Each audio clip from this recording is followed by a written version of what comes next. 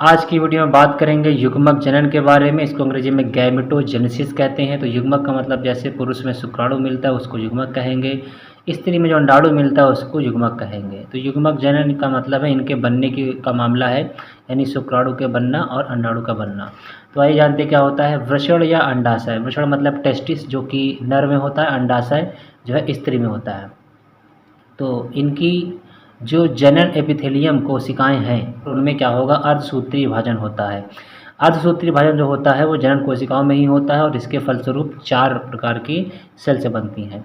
विभाजन द्वारा क्या होता है, आगुणित युग्मक बनता है। आगुणित युग्मक का मतलब होता है जिसमें क्रोमोसोम की संख्या आधी हो। जैसे पुरुष में 46 गुणसूत्र होते हैं, लेकिन वो कहाँ, पूरे शरीर की सब जगह पे कोशिकाओं में तो 46 मिलेंगे, लेकिन जो ये युग्मक वाली कोशिका है वहाँ पर आधे मिलते हैं, मतलब 23 मिलेंगे।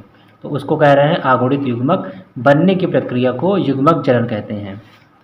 तो जो आगुणित युग्मक कोशिका बनती है, जो उसकी बनने की प्रक्रिया है, जो अंडाशय या वृषण, वृषण मतलब पुरुष में बन रहा हो तो वृषण बोलेंगे, स्त्री में बन रहा है तो उसको अंडाशय बोलेंगे।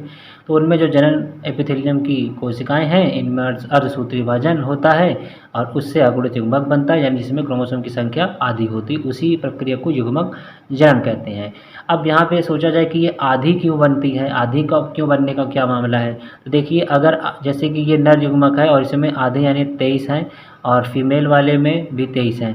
अब इनमें जब निषेचन होगा तो जो जाइगोट बनेगा तभी इसमें टोटल 23 कितने हो जाएंगे, 46। तो इस प्रकार से जो बच्चा बनेगा उसमें 46 गुणसूत्र होंगे।